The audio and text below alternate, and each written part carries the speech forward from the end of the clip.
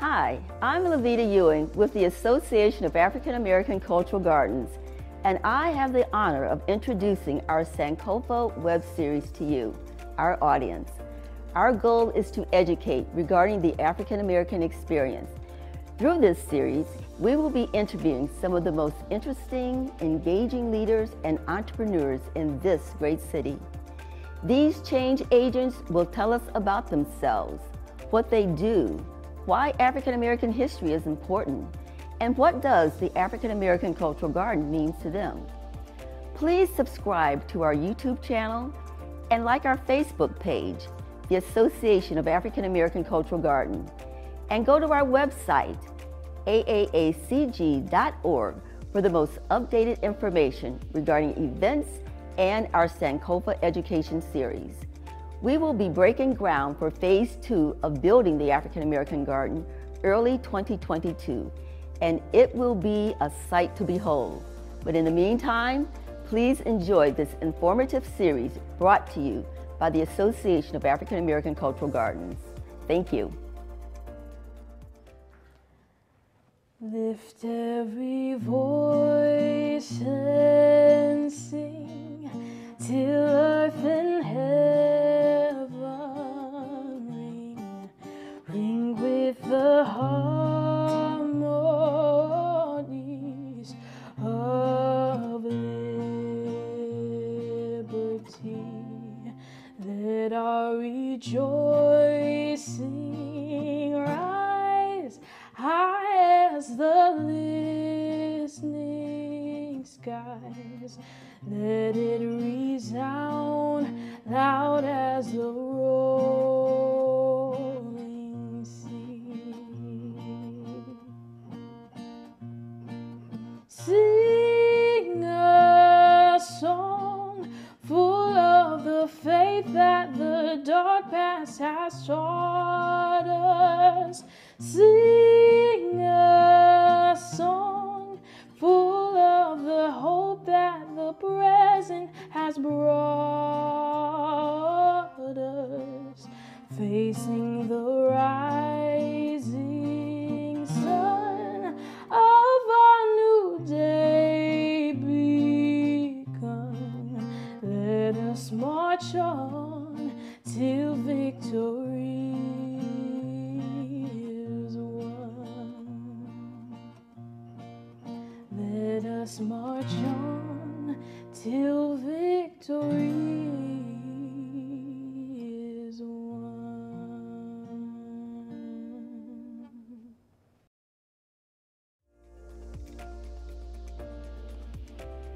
Hi, my name is Obie Shelton, and thank you for joining us on this Sankofa series. As you can see, I am here with none other than Cleveland Mayor Justin Bibb. So glad to have you. I know you are really busy. You are in the middle of transitioning. Trying to build a government. Yep.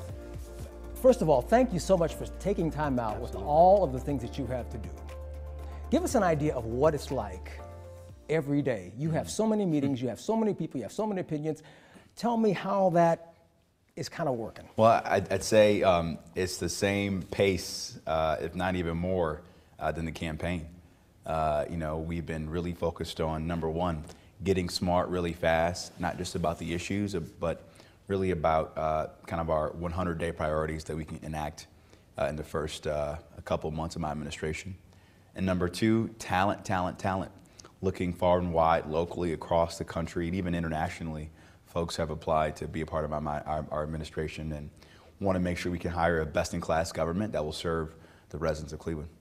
Now, we're going to get into kind of looking back to your past, because that's what Sankofa kind of means, looking back to move forward. But I'm curious, you're one of the people who, you got a good education, right? Yeah. And you could have, and you went to Washington, right? I did, yeah. But you came back. Came back to the land. Why? Well, I was really blessed to be able to go to school at American University in Washington, D.C.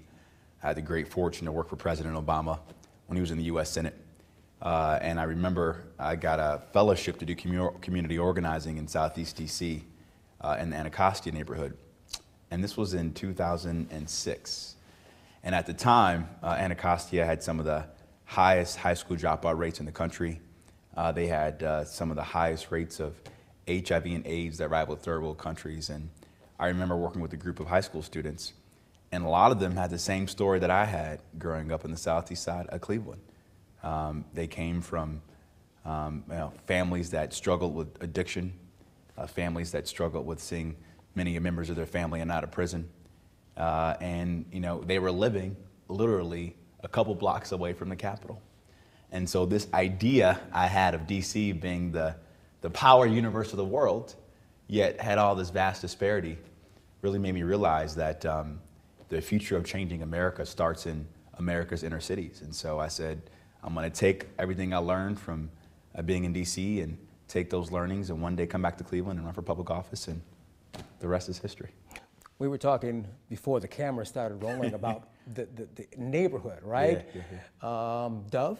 Dove, Right. 121st and Dove, yep. Man. And I assume that you were, usually people who have this much success did a lot of reading, their parents read to them a lot. Was that your experience? My mama had me doing everything, man. From going to the library almost every day, taking out 10 books a week so I can get a free pizza on Fridays, to singing in the church choir for 93.1 WZAK choir. You sang in that choir? I sang in that choir. Yeah, I used to have a couple good notes back in the day, not so much anymore. To playing ball, I remember we didn't have a hoop in my house, so we get the old milk crate and made a makeshift hoop right on the street light out front of my. You did one of the milk crate hoops? Absolutely. Wow. Yeah. So and then when I was able to go to Dove Park or Zelma George to play ball, I would do that. And my first love was playing basketball. I was dunking by the time I was a sophomore year, going to all these camps, and then I tore my meniscus, and my mom was like, "Look, you ain't the next LeBron James. You better get in these books." And so I kind of started working on campaigns in high school, and that's where I really saw the importance of public service and politics as a way to change my community. I heard a story somewhere where you were able to organize something in high school that kind of launched you into this thought that you could do this, right? Yeah, so at Trinity, we didn't have student government. And so I got a scholarship, and folks like Peter Lawson Jones and Alan Krulak actually funded for me to go to Georgetown for a summer to participate in a program called Junior Statesmen of America. And I was like, man, I want to create a chapter of this program in my high school. So my senior year, I created a chapter of JSA, organized a youth policy summit at City Hall, and organized nearly 100 kids to come to City Hall to talk about the importance of getting involved in politics and local government. And when I addressed the group in council chambers, that's when it really clicked for me that one day I could be mayor. You were how old then? I think I was 17. Wow. I was 17, senior in high school. Yeah. So that might be a time to slip in some advice to somebody who's 17 years old, maybe on Dove Avenue in Cleveland or someplace like it. What do you say to them? What's your advice to them?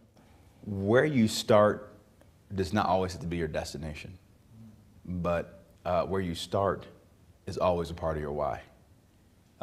Regardless if I'm in the Oval Office with President Biden, as I was recently, or if I'm at the, in the boardroom of KeyBank, or I've been as a former executive there, or if I'm in the basement of my church talking about poverty and making sure folks get vaccinated during this pandemic, I never forget my why.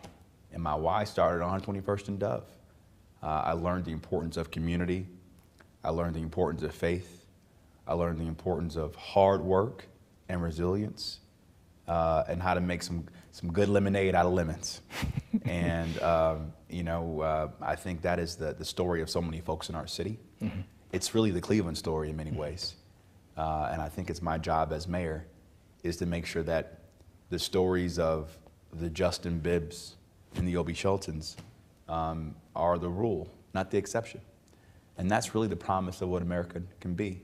My parents divorced when I was 4. My dad served this country admirably in Vietnam. as a diver in the Navy, was a fireman and a police officer for nearly 30+ years. He passed away over 5 years ago. My mom could barely read or write when she went to John Adams High School when she graduated. It took her over 20 years to get her associates and her bachelor's and her master's. Now she's a social worker. But it was their example that made my story possible. And despite the fact that there were so many limitations that locked them out of opportunity, they still made a way for me, for their son to be mayor one day. And that's the promise of what this nation can provide for us, I think. Was it your mom or anybody who said, that you can remember, you're going to be really important in the city someday? You know, I think my mom always says, look, you're going to work hard, you're going to mind your rules, you're going to teach, give your teachers respect and give back because you are destined for greatness. And I don't think she knew what that really meant, right? But she wanted to make sure that I didn't go through the same things that she went through growing up in the city. But she spoke greatness into you. Absolutely, absolutely. And I want to say this, greatness comes in all different shapes and sizes. I think at a fault in society, we tend to put people on pedestals, but it's the everyday heroes that keep our schools clean, that keep our streets safe. Folks like my grandma, who was president of my neighborhood watch club growing up on Dove, who kept the dope boys off my block to make sure her grandbabies had a safe place to play. That's where the greatness lies. And it's my job as mayor to make sure that we're creating systems where their greatness can succeed and thrive all across this community. You agreed to come, and you know that the Sankofa series is from the African American Cultural Gardens, right? Yeah. I had to make sure I talk about that because I think I could talk to you for another half an hour, right? You heard about the African American Cultural Garden when you were a kid, or when? Growing up as a kid, and it came up throughout the campaign. I participated in the Juneteenth run in the Cultural Gardens as part of the Juneteenth celebration.